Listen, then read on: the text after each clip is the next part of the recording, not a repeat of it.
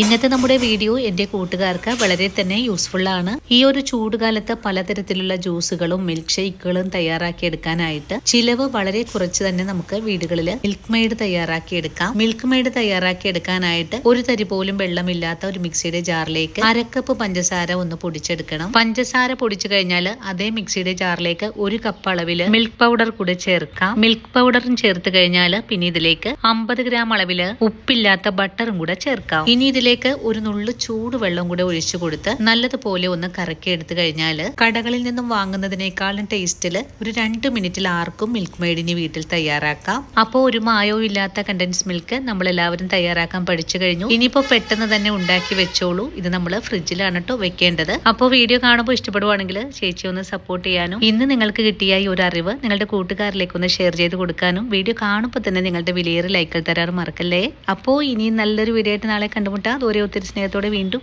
കാണാം.